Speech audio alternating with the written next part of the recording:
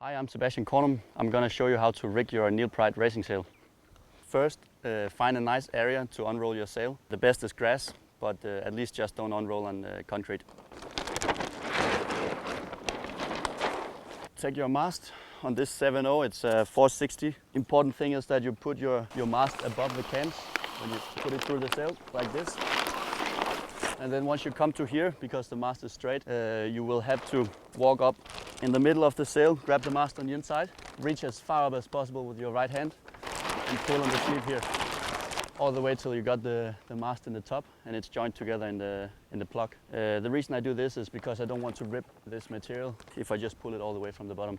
Walk back, pull it the rest, and now it's time to take your extension, and this has to go on 12. Get your rope through the pulleys. Okay, already at this stage, it's nice to just double check that you have the mast all the way up in the plug. As well as this, you can also check now that the mast is joined together.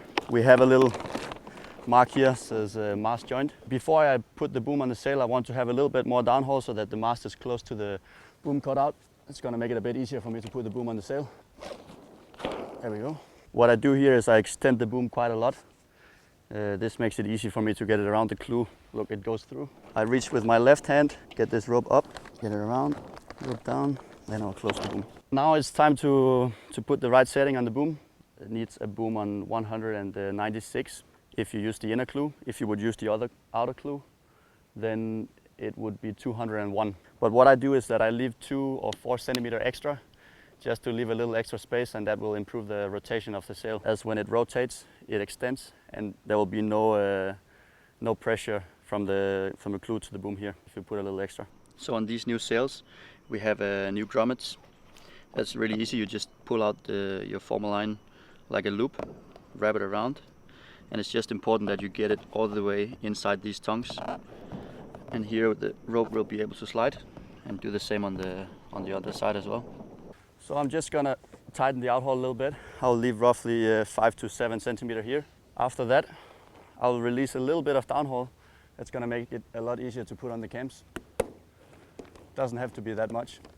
The very easiest to do is to put on the cam above the boom first. I simply put my hand inside the sleeve, and then with the other hand I just press on the outside of the cam. Goes on easy. And the last one. Now I'm ready to apply the last bit of downhaul on the sail. And actually a really good trick that we use a lot is to just take your harness around your waist. That's going to save you a lot of pain around your wrist if you would just do it with your hand, as well as it's actually pretty easy for your back because you're locked in. With this really strong spreader bar from NeilPryde, you can just take the rope like this, wind it around a few times, and then you'll be able to just pull it with your leg. So now it's time to set the boom at the right length. What I want to do here, and it's actually really important, I'm gonna extend the boom by 2 or 4 cm extra than what you normally would, because it's gonna improve the rotation of the sail a lot, and it's also gonna make sure that you'll not make any damage to the clew panel around here, as it can touch hard on the boom. So the very last thing before sailing, close all the zips. Make sure that the water doesn't come inside the sleeve too quickly if you crash. I'll also close the boom cutout. And the last trim option as well before going is to put the tack strap around your extension, and I'm ready to go. So once we have our sail rigged, I would like to show and give some tips about the correct downhaul setting and outhaul settings. Of course, we start from the base of using the right amount of downhaul like it says on the sail, and then I like to look at the leech at the outside of the sail and see that the sail is opening until the button above the boom. So the sail now has a really clean and flowing twist, which gives maximum performance. One very easy tip to know once you're in the water, because we do sail in different conditions, flat, choppy, and so on, is how to feel when you have too much downhaul on the sail and too little downhaul on the sail. So going on the water, when you have too much downhaul on the sail, you will feel immediately that your board wants to go very downwind, the sail is very open, your backhand doesn't actually have a lot of pull, so you are very unbalanced, and you cannot point very well. This means you need to go back and put 1 or 2 cm less downhaul on the sail. The opposite way, when you will have too little downhaul on the sail, you will feel that you have a lot of power on your backhand, that the sail is very physical, that the sail doesn't release very much, and that the nose of your board is really low and the board feels very draggy. Therefore you need to come back and put a little bit more downhaul on the sail. So very easy way to see what you need for which conditions, and very useful. Go too much downwind, not point, and so on when there's too much downhaul. Board draggy, it's very physical to sail the sail, too much backhand pressure when you have too little downhaul. On this sail we have 2 clue positions, going to the outhaul settings now. We have the lower clue. This is the settings that most of us like to use most. We like to use it most because it opens up the sail and the twist is flowing the way we like it, and it gives the maximum high-end, top-end speed performance that we like. There are occasions that we use the upper clue. For example, you feel that the wind is dropping and you want more power from the sail, then you put the upper clue. You will immediately get more power on your backhand and you will have more low end. So this is the 2 clues, very easy to understand. For high performance you use the lower clue, for a bit more power you use the upper clue. We have the tack strap. This is the last thing I like to do before I go in the water. It's this strap that is going around the extension.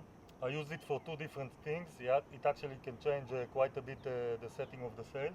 For more power I put a lot of tack strap, so I pull it really hard, and then what it does, it gives a lot of belly to the sail and a lot of power in the back, in the bottom of the sail.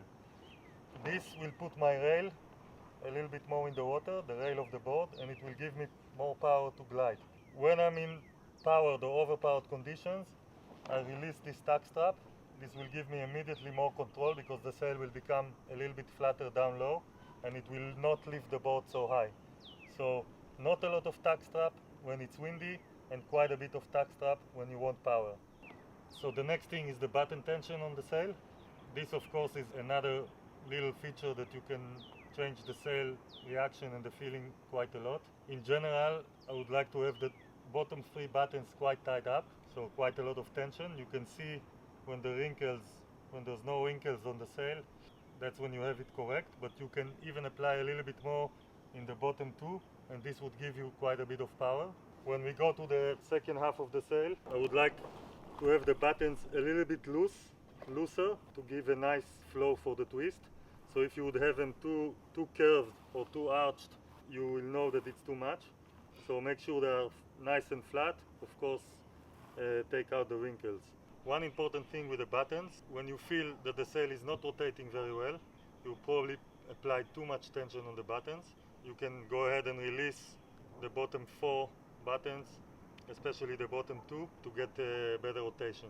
For the boom height, I like to play a lot with my boom height. This can change a lot and make your life very easy or very hard if you don't put it in the right place. I put the boom very high in light wind when I want power, and I can put it very, very low when I'm overpowered. Actually, you would be surprised how low can you go with the boom and how much you can gain even not changing a sail size and having the boom low and keep sailing comfortably. So we like to use the racing sails with the adjustable outhaul. This gives an amazing range to the sail, so you can use the sail in very light wind and in very strong wind. I actually use the full extent of it. So when you pull the outhaul flat, you will obviously get less power in the sail and you will be able to hold the sail for a longer time in stronger winds. And when you release it, you will gain a lot of power, the sail will become very full and you will be able to sail in lighter winds. So also like Anon uses the outhaul a lot. I think a small guy like me uses it maybe even more than he does. Especially when I'm formula sailing, I use it a lot. Even on one reach, I will sometimes adjust it if there is a gust coming. I'll get ready for the gust and I'll pull the outhaul a little bit. And that's going to make me able to accelerate as soon as I hit the gust and not get surprised. And at the same time, if the wind drops, I will release the outhaul. So it's quite unique because you can adjust your sail a lot for the different conditions which you need in racing. Another thing that's pretty similar to outhaul adjustment is for me the harness line length. I use adjustable harness lines to be prepared for stronger wind. If the wind picks up, I will just make the lines longer. That's gonna make me able to get my butt a bit further down towards the water and keep the pressure on the board so that it doesn't fly away.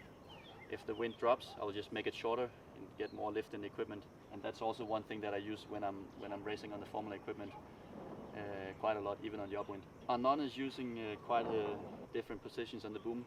When there's strong wind, he says it puts it quite far down, and I'm actually completely the same. I really have to adjust it a lot, and I think it's possible to sail with quite a low boom in strong wind, but don't abuse it. Only do it if you lose the control or if you're missing more control. Want to keep the nose down, you just put the boom down. One thing that I'm really critical with is the angle of the sail when I'm sailing. I have quite often struggled with having the sail too far raked back like this, so that I felt like the foot of the sail was sometimes touching the foot straps, touching the water when I was sailing. This is a feeling probably many of you guys know. I think it's quite usual when you're a small guy like me, and it's definitely not nice because you will feel like the board will kind of go downwind and it's hard to go upwind, and that feels not really safe when you're racing.